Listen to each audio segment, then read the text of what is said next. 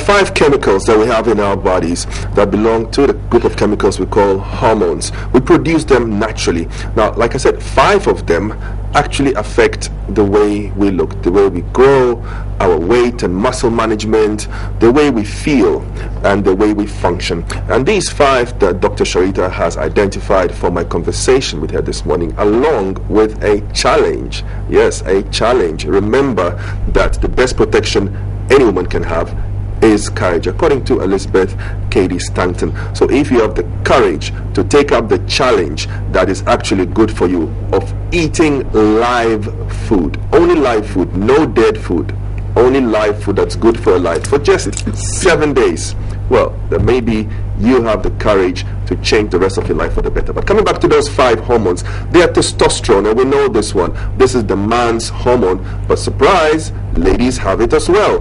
There's the human growth hormone, and that explains itself. The human growth hormone is produced by the pituitary gland, and it helps build and maintain lean muscle mass and burn fat efficiently. Now, leptin is produced in the fat cells and in the bloodstreams. It's a really important one.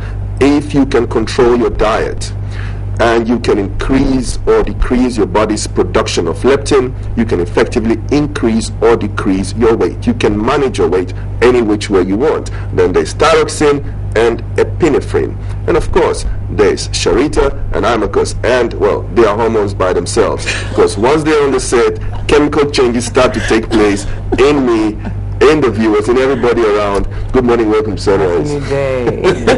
Happy new day, Eric. How you doing? I'm alright. How are you ladies doing? Oh, wonderful.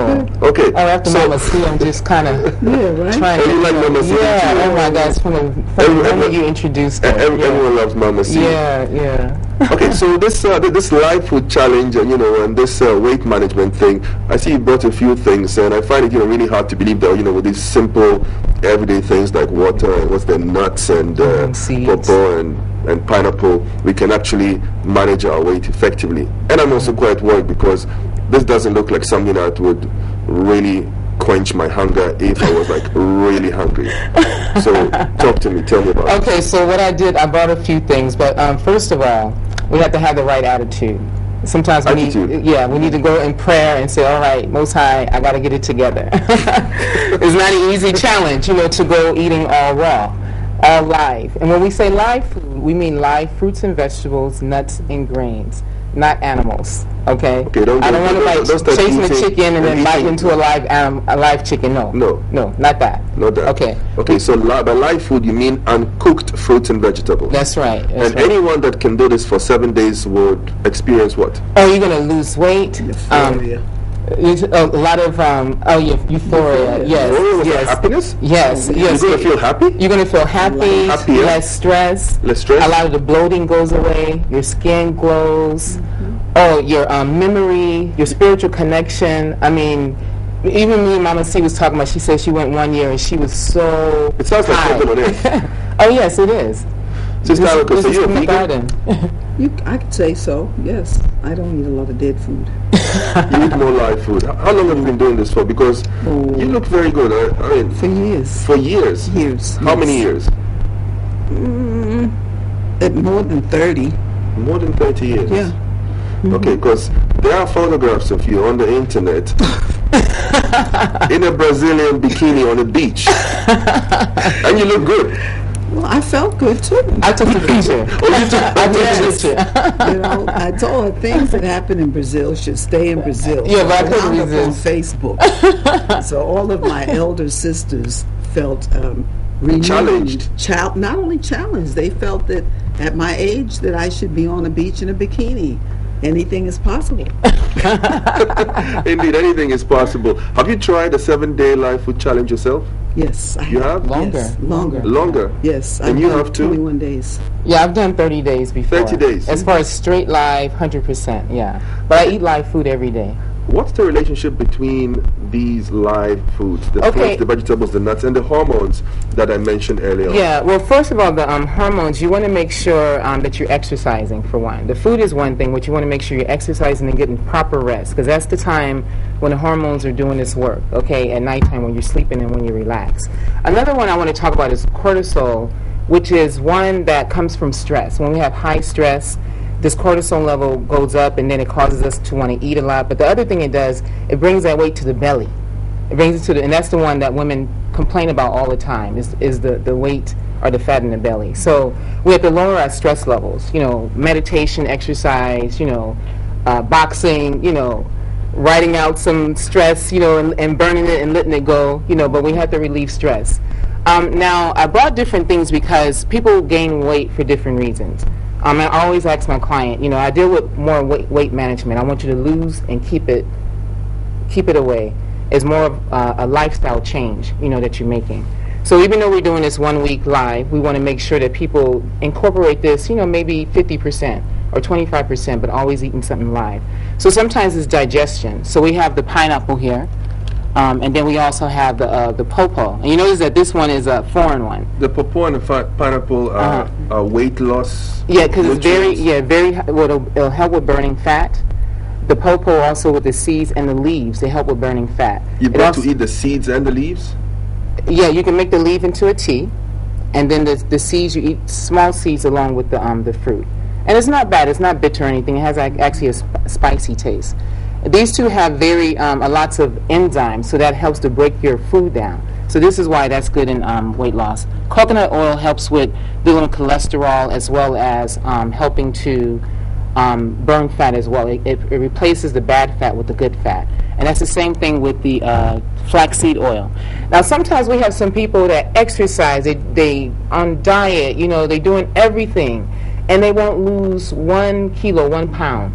And so it's something going on with the metabolism, you know. So I found that flaxseed oil and also sea vegetables really help to balance the metabolism. And then all of a sudden they're walking, and then the weight is just falling off, you know. So for people who have a very stubborn, you know, weight loss, this is good. Why don't we take these hormones one by one, and starting with testosterone. Testosterone is traditionally thought or known to be a male hormone. It's the hormone for building and maintaining muscles and burn body fat efficiently, keep our bones strong, boost energy and libido, and help sharpen memory as well as mental focus. Testosterone is the male hormone that makes us men. Yeah. Okay. Now, a diet that consists of a mix of lean proteins, complex carbohydrates, and healthy fats would help you to maintain optimum testosterone levels. So did you get that? Lean proteins, complex carbohydrates, and healthy fats. Some saturated fats also need to be included in the diet because it's also needed for testosterone production. So Sherita, of the things that you have here, what fits into those categories? Lean proteins, complex carbohydrates, and healthy fat, as well as some saturated fat. Right. We have the different seeds and nuts here. Today I have a goose seed, which is very high in the zinc, as well as high in zinc. Very high in zinc, which helps to boost the testosterone levels. Also keeps the immune system strong. The sunflower seeds and all these things we found in Ghana. Okay, just so you know, the sunflower seeds are very high in vitamin E, and also high in a lot of different essential fatty acids, which is the good fats. The vitamin E is really good for memory. It's good for it's good for cancer. It's good for the skin. It helps to reverse the aging process. So, and just with a handful of the sunflower seeds will get you at least 62% of your recommended daily allowance of vitamin E. Yeah. So, and it's just a small amount. Yeah, and then we also have the same thing with the almonds. Is very high in vitamin E, and the walnuts, which is high in the essential fatty acids as well. So all those things help with cholesterol. We also have cashews, you know, which is here. The other thing we have is, we were talking about seeds. This is another seed, the flaxseed. We have the oil, but the flaxseed you can also use to help with high fiber, which you need to have good, you know, colon regulation, or good bowel movements, and it's also good for very high in essential fatty acids. So it's really good for the same thing for the skin, and good for the weight loss and burning fat as well. I have also here B complex. The reason why I have it, because supplementation is good.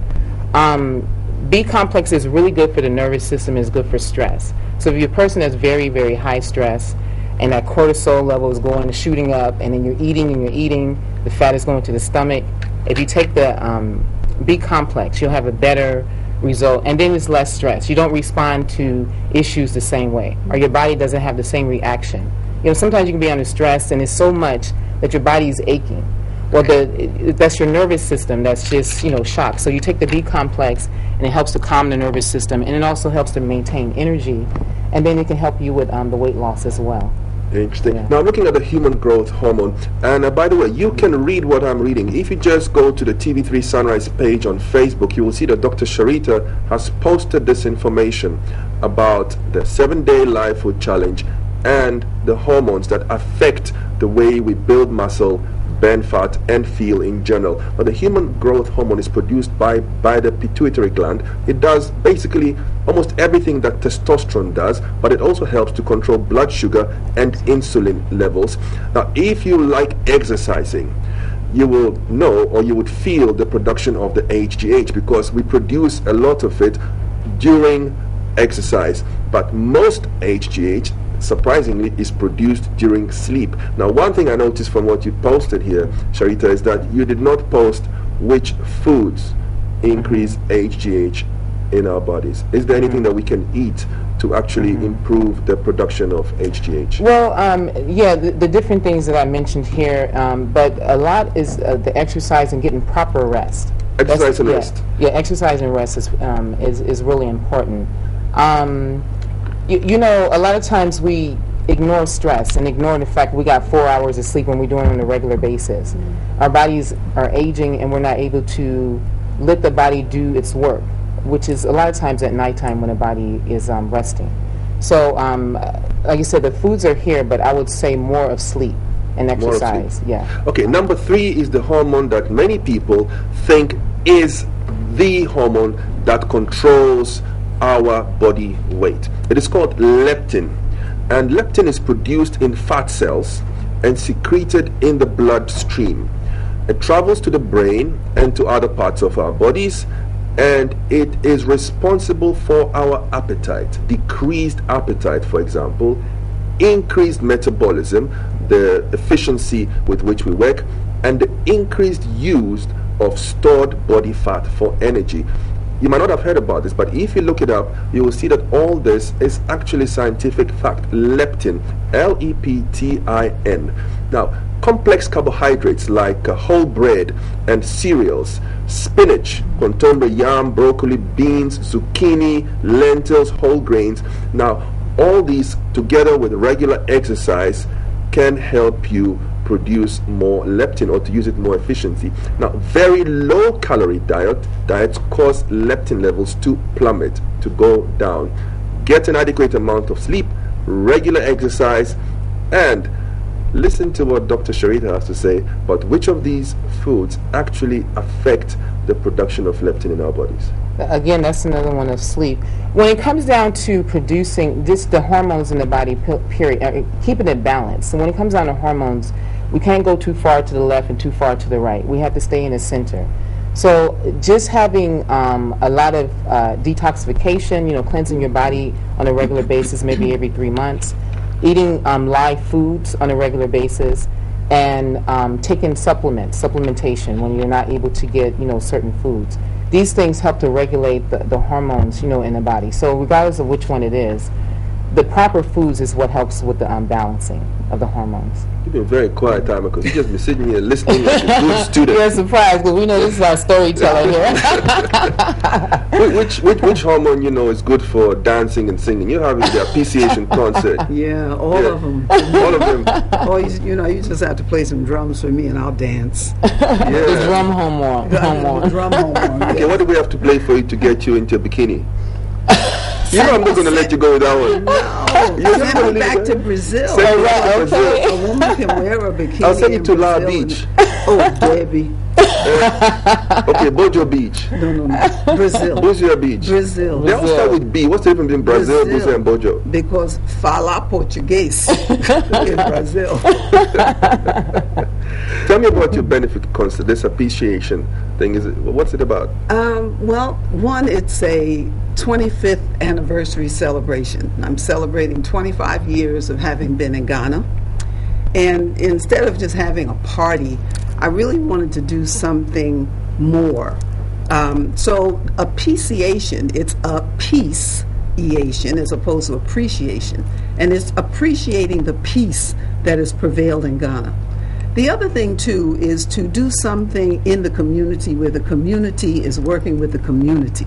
You know, sometimes you have concerts and things, and the organizers collect the money, and then they leave the community with the money.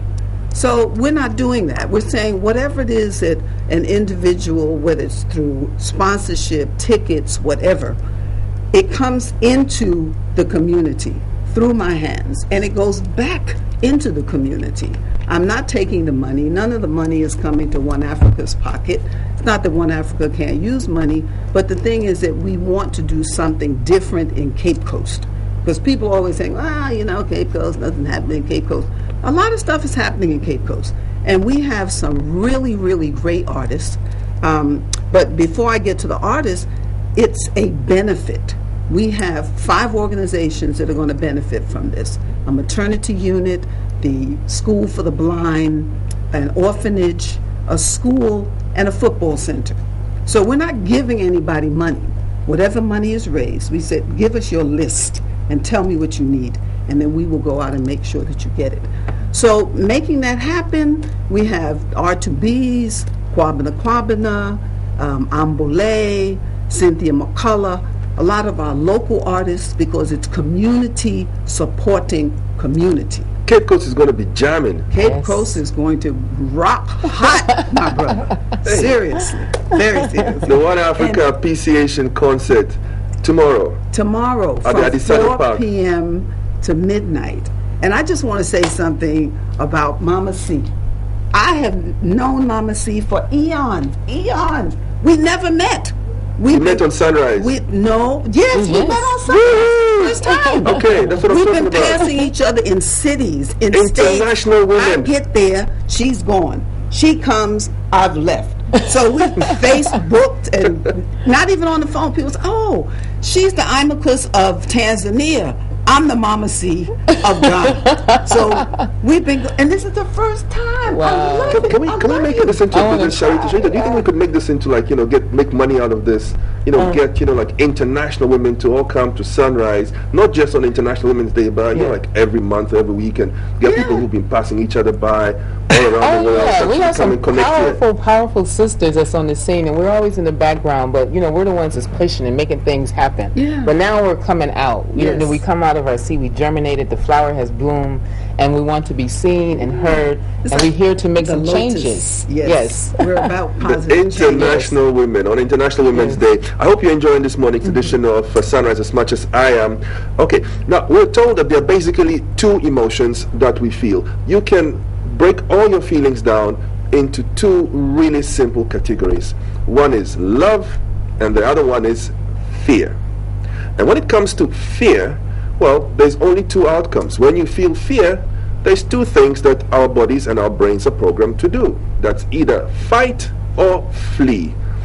That's why men are said to be much more fragile emotionally than women, because we are much more defensive. We start fighting. Why do we fight? Well, because we're afraid. We're afraid of getting hurt or something that we care about being hurt. That's the way it works. It's either love or fear. When it comes to fear, it's either fight or flee. That's why only love can conquer hate. But why am I talking about fear? Because of epinephrine. Now, epinephrine is also known as adrenaline. There's rock music. There's songs written about adrenaline. It's what you get in the hospital when you have a heart attack. You get a shot of adrenaline right into your heart, and that's what you feel in moments of intense danger. For example, it can almost give you goosebumps, get you shaking. It is produced by the adrenal glands at times of acute stress to enhance our capability to fight or to flee. And it is also produced during exercise. and it also causes the breakdown of stored body fat. What can we eat? Is there anything that anyone can eat? Well, I don't know if being in a state of, like high adrenaline is a good thing, but of all these things here, is there anyone that it just depends. It just depends because, like in my case, I have respiratory problems. And a lot of times with people with asthma, bronchitis, we have low adrenaline secretions. So if you notice, a lot of people that have those problems are kind of hyper. And we have to be active. We always have to be doing something, like swimming, jumping, running. I played sports, and that's really what helped me with my condition, was playing sports. So as long as I'm dancing, I'm moving, I have no problems. And she can dance too. Hey, she can dance for a long time. Is there a dance, hormone here? Because I can dance for a long time. Well, the adrenaline, because you get the going, you start dancing, and all of a sudden the adrenaline gets to going, and then you start going higher, then you go longer, and all of a sudden your wind just opens up, and you those go are the hours. vital hormones, the adrenaline, yes, and testosterone. Yes, and it's needed because we're all from the ghetto. I think Mama C too. We're all from the ghetto, so we needed that. But before we get off the air, can I just give a shout out to my crew? Absolutely. Yes. It's International Women's Day. Are there any women in your crew? Yes. There's Carlicia, who is my public relations person behind this whole thing. I got to give a shout out to Doe and Boo Boo, Letitia, and Miss Rose, and the rest. These are my crew at One Africa, and Shabazz. I want to give Shabazz the credit because Shabazz is the one that came up with peace, appreciation. That's my son. That's Shabazz. So that's my crew and my grandchildren. That's what I'm talking about. Okay, hi y'all. Before we go to the break, Sherita, before we go to the break, let's just touch very briefly on that last hormone, thyroxine, the one that's produced in the thyroid gland. Tell me about that one. That one is helps with balancing the metabolism in the body. It also works in with metabolism. What exactly is metabolism? Because it's the way explain it in different ways. Yeah, it's the way your body metabolizes food.